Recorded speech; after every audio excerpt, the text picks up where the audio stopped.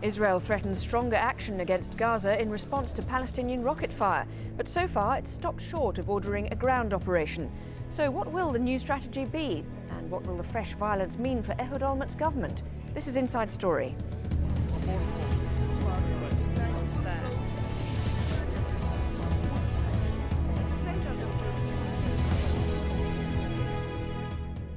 Hello, I'm Lauren Taylor. Israel has decided to step up military action in Gaza unless Hamas stops its rocket attacks on southern Israel. But the Israeli government has decided against a ground offensive in the Gaza Strip. Israeli airstrikes on Hamas targets have killed dozens since last Tuesday. They're in response to scores of rockets launched into Israel. The development follows a week of bloody violence in Gaza between rival Palestinian factions, which left at least 50 people dead. Hamas and Fatah have now declared an uneasy truce, the fifth within a week. Meanwhile, Israeli Prime Minister Ehud Olmert says his government will set up hundreds of secure rooms in towns affected by the rocket attacks. Since 2004, 9 civilians have been killed in Israel by Qassam rockets. The crudely designed rockets are largely considered to be inaccurate and ineffective, with many failing to hit their target. Designed in the workshops and alleyways of Gaza, they're a simple homemade steel rocket filled with explosives. During the year 2006 alone, more than 1,000 of these were launched. Hamas says they're fired in response to Israeli attacks on Gaza. Israel cites the threat from Qassam rockets as the main reason for military operations in the Gaza Strip. Nevertheless, it's Palestinian civilians who pay dearly. Hundreds have died in such Israeli operations. Well, whenever there's trouble in Gaza, the citizens of Sderot are the first Israelis to feel the effect. Of the more than 125 rockets that have hit Israel since Tuesday, up to 50 have targeted Sderot. The border town is only a few kilometres from Gaza. It's within easy reach of the Qassam rockets, usually from Gaza, which have a range of around 3 kilometres. Qassam rockets rarely cause any casualties, but the constant barrage has a deep psychological effect on Sderot's citizens. That's why the Israelis want to bring in a buffer zone of about 200 metres inside the Gaza Strip to increase the distance and reduce the accuracy of the rockets hitting the closer targets.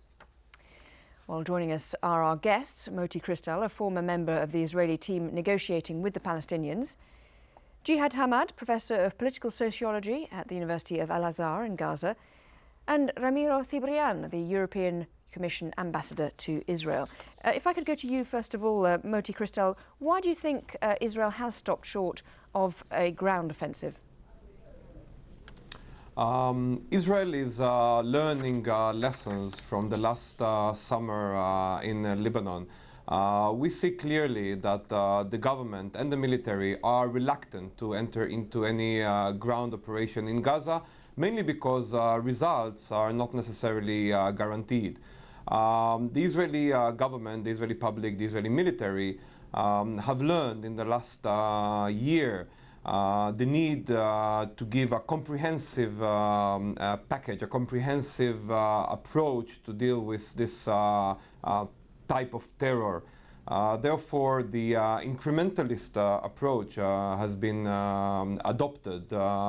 Israel will target Hamas leaders as they are the main responsible for the launch of the Qassam rockets, and probably will allow some space for further non-military steps such as the Egyptian mediation and other international intervention. If I could bring you in, Jihad Hamad, do you think this is, presumably it's good news for Palestinians that there's not going to be a ground offensive, but what are you expecting instead? More airstrikes?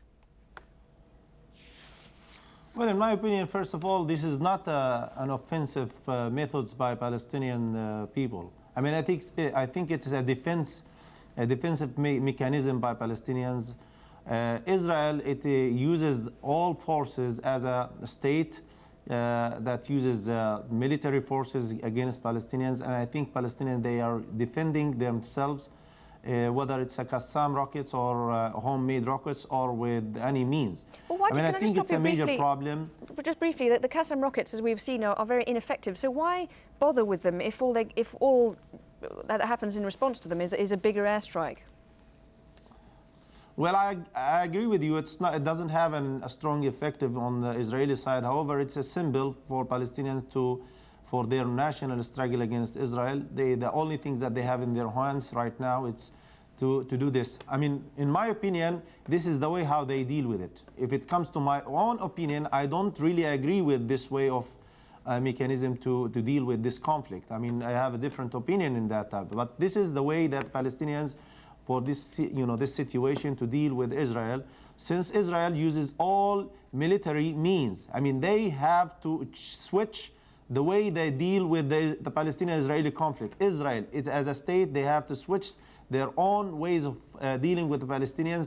Then the Palestinians, they will deal with in a different way. This is a defensive way by Palestinians to defend themselves, while Israel, every time they have all these kind of machines, guns, aircrafts, striking on Palestinian people in different places in the Gaza Strip or other in other places. Okay, Ramiro Cibrian, as ambassador there from the European Commission, is there anything that you can persuade the Israeli government to do that would change things, as we just heard the suggestion there, a complete change of approach?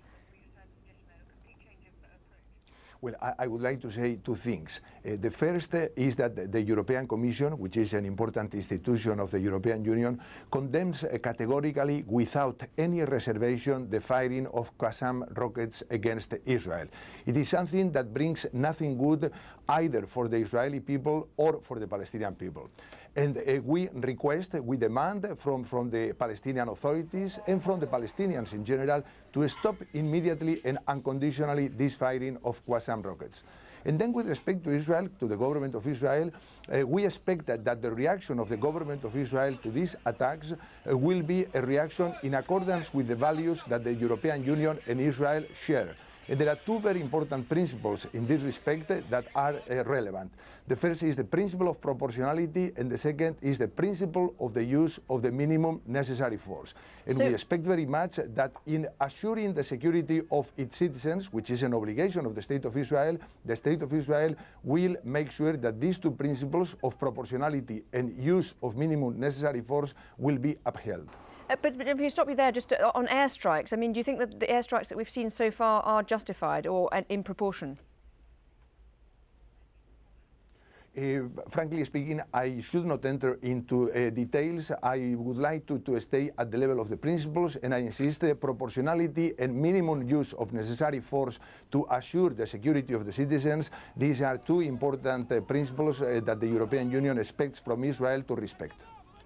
Okay, our guests are going to stay there clearly, but let's go back over the history of Gaza's conflict with Israel just to give you some background. Clearly that goes back for years. Around 1.2 million Palestinians live in the Gaza Strip. The majority of them are refugees who fled their homes during the creation of the Israeli state in 1948. In 1957, the Gaza Strip was placed under Egyptian administration. But during the war in 1967, Israel captured the whole area and began its occupation. The building of Israeli settlements over the next 2 decades ignited Palestinian activism. Several armed groups were formed to fight for the end of the Israeli occupation, most of them under the Palestinian Liberation Organization, or PLO.